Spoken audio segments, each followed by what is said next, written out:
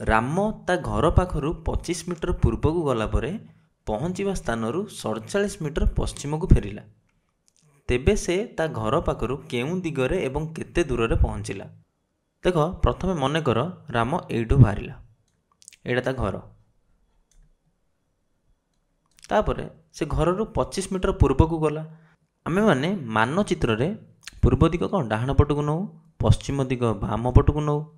ତେଣୁ ଏଠି ଆମେ ଡାହାଣକୁ ଯିବା କେତେ? 25 ମିଟର ଯିବା। ତେଣୁ ଏଇଠୁ ଏଇ ଯାଏଁ ଗଲା କେତେ? 25 ମିଟର। ତାପରେ ପହଞ୍ଚିବା ସ୍ଥାନରୁ 47 ମିଟର ପଶ୍ଚିମକୁ ଫେରିଲା। ପହଞ୍ଚିବା ସ୍ଥାନ ମାନେ ଏଇଠି ପହଞ୍ଚିଲା, ତାପରେ ଏଠୁ ପଶ୍ଚିମକୁ ମାନେ କି ବାମକୁ ଫେରିଲା ଏବଂ 47 ମିଟର। 47 ମିଟର ମାନେ କି ଦେଖ, 25 ମିଟର ପରେ ତ ହେବ 47 ମିଟର, କାରଣ 47 ମିଟର 25 ମିଟରଠୁ ବଡ଼। ତେଣୁ 25 ମିଟର ଆଗକୁ ଯିବା ଆମେ। ତା ମାନେ ଧରିନିଅ ଆମେ ଏଇଠୁ ବାହାରିକି ଏଇ ଯାଏଁ ଆସିଲେ, ଏଇଟା ହେଲା 47 ମିଟର। ଏଇଠି ଆସି ପହଞ୍ଚିଲେ। ଏବେ ପ୍ରଶ୍ନ ପଚାରିଲା କି ସିଏ ତା ଘର ପାଖରୁ କେଉଁ ଦିଗରେ ଅଛି? କେଉଁ ଦିଗରେ ଅଛି? ଏଇଟା ଯଦି ଘର, ସେ ଘରର ବାମ ପଟେ ଅଛି ଏବଂ ବାମ ପଟକୁ ଆମେ କ'ଣ ନେଉଛେ? ପଶ୍ଚିମ ନେଉଛେ। ତାମାନେ ସେ ଘରର ପଶ୍ଚିମ ଦିଗରେ ଅଛି। ତାପରେ କେତେ ଦୂରରେ ପହଞ୍ଚିଲା? କେତେ ଦୂରରେ ପହଞ୍ଚିଲା ମାନେ କ'ଣ?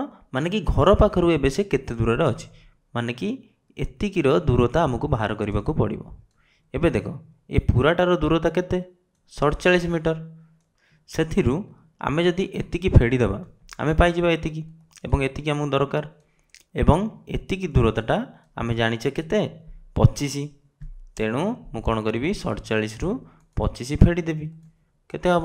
7ରୁ 5 ଗଲେ 2, 4ରୁ 2 ଗଲେ 2। ତାମାନେ ରାମ ତା ଘର ପାଖରୁ ପଶ୍ଚିମ ଦିଗରେ ଏବଂ 22 ମିଟର ଦୂରରେ ପହଞ୍ଚିଛି।